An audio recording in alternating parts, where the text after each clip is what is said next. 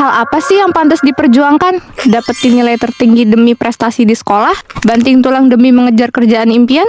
Atau grinding level di game favorit kalian? Menurut gue, cita-cita itu patut diperjuangkan, baik itu prestasi, karir, maupun cinta. Hai, nama gue Nadia. Gue emak-emak berumur 30 tahunan lah. Tapi silahkan anggap diriku ini forever 17 tahun ya, gengs. Karena jiwa gue jiwa muda. Titik. Hidup gue sekarang bisa dibilang berbahagia. Tapi gengs, semua ini gak serta-merta gue dapetin jatuh dari tower sutet ya. Ini semua salah. Kami dapatkan dengan perjuangan yang keras. Lebih keras dari otot The Rock dah. Oke, jadi orang tua gue bisa dibilang orang yang berkecukupan. Apapun yang gue mau bisa mereka penuhi dengan mudah. Dan gue ngebales kebaikan mereka dengan prestasi gue di sekolah yang bagus sekali. Saking bagusnya orang mah ranking 3, 2, 1. Gue mah ranking 0. Kurang apa lagi tuh? Sampai di saat kelulusan SMA, gue dapet beasiswa.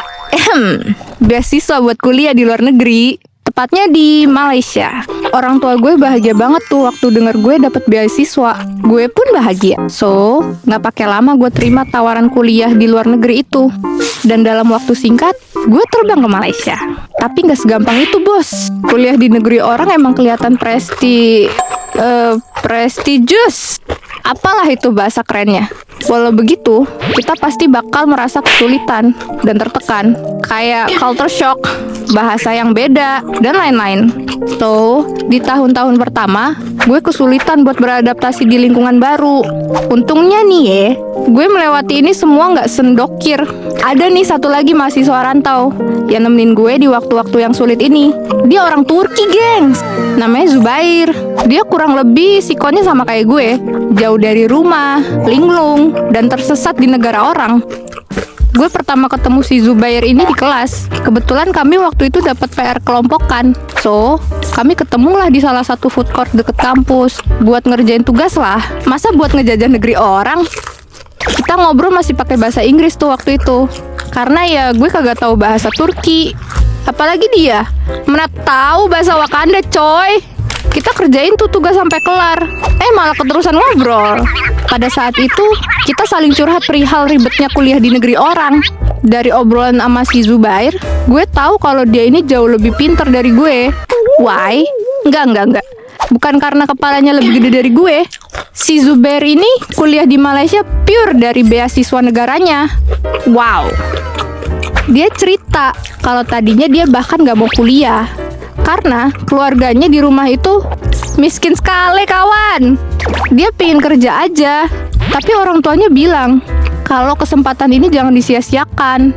Apalagi di luar negeri ya kan. Mumpung belum ada kuliah di luar planet.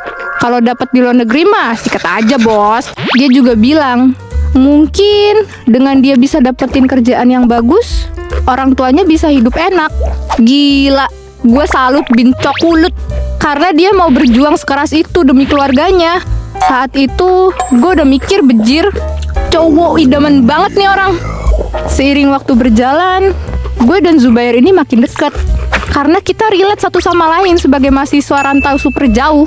Jujur, sebenarnya dari awal deket sama dia, gue ini cuma ada rasa respect. Tapi ya orang hebat kayak dia yang mau berjuang keras, siapa sih yang gak suka? So, benih cinta mulai tertanam di hati gue. Long story disingkat jadi short, kami pun jadian di tahun ketiga perkuliahan. Belum bilang-bilang ke ortu sih, cuma kami udah saling suka dan mau melangkah ke jenjang yang lebih serius setelah lulus. Beberapa bulan setelah itu, kami dapat libur semesteran. Gue pulang dong ke rumah, karena emang udah jadwalnya. Si Zubair mah nggak pulang, karena mau ngehemat uang sambil cari kerja sambilan katanya. Jir, emang husbu idaman dah, kerja keras. Di rumah, gue ceritain perihal hubungan gue dan Zubair ke ortu. Ibu gue saat itu seneng bukan main, karena bisa dapet calon mantu dari luar negeri. Apalagi setelah dengar penjelasan gue soal sifat Zubair, yang bener-bener pria idaman. Tapi, di sisi lain, bokap gue ternyata menolak mentah-mentah hubungan gue dan Zubair. Dia nggak ngebolehin gue buat nikah sama Zubair, karena dia nggak mau gue dibawa ke negeri orang. Apalagi ngelihat background keluarga Zubair yang bisa dibilang miskin. Gue adu mulut sama bokap waktu itu.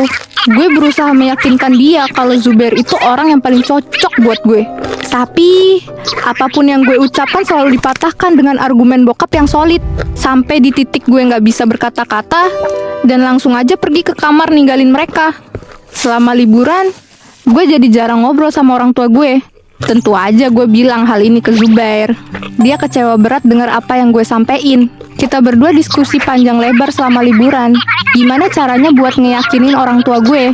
Waktu terus berlalu, tapi solusi masih belum terlihat.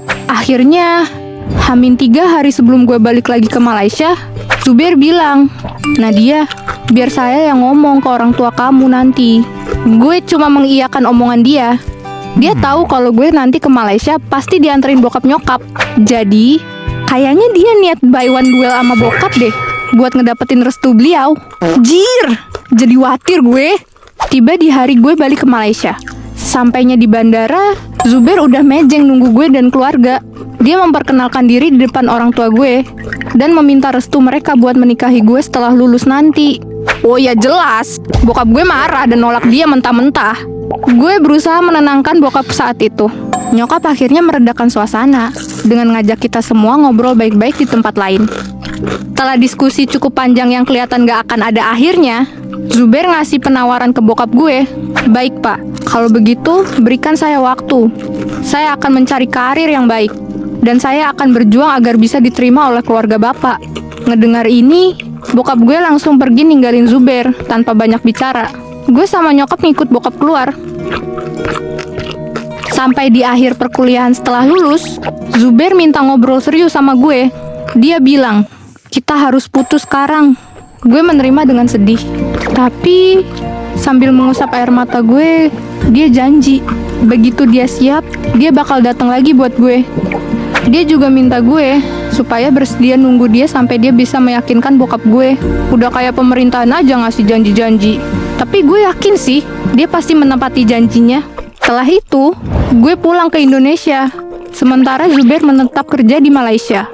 Kita berdua masih keep in touch, saling bertukar informasi. Gue tahu dari info teman-teman perkuliahan yang di Malaysia, kalau Zubair mati-matian berjuang mengembangkan karirnya. Bahkan, gue juga dengar kalau di sela-sela waktu, Zubair belajar kultur dan bahasa orang Indonesia. Dia benar-benar serius mau berjuang buat ngedapetin gue. Gue pun ikut terbakar dengan semangat Zubair. Gue berjuang menjadi wanita yang pantas untuk orang sehebat dia. Bokap dan nyokap ngeliat perjuangan gue mengembangkan karir, belajar jadi istri yang baik, dan belajar kultur Turki. Kadang, ortu gue nanya kenapa gue berjuang sekeras ini. Dengan bangga gue jawab, demi ngebalas usaha yang mau berjuang demi aku.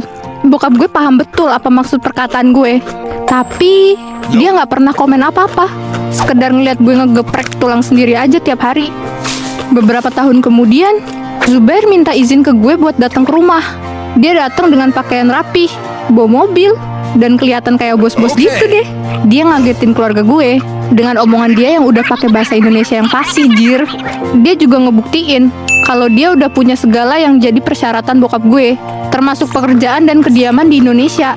Dia sekali lagi minta bokap gue buat mempertimbangkan. Bokap akhirnya luluh dengan perjuangan kami berdua. Beliau akhirnya mengizinkan kami menikah. Nggak pakai lama, 2 bulan setelahnya, kami pun menikah. Dan hidup bahagia sampai sekarang. Seperti yang gue bilang, kalau emang hal yang ingin lu capai pantas untuk diperjuangkan, jangan sampai lu nyerah di hal itu. Lihatlah keluarga kecil gue. Semua ini bisa kami dapatkan karena kami berdua nggak menyerah dalam hidup ini. Semoga bisa jadi inspirasi buat teman-teman yang berjuang ya. Dadah! 안녕.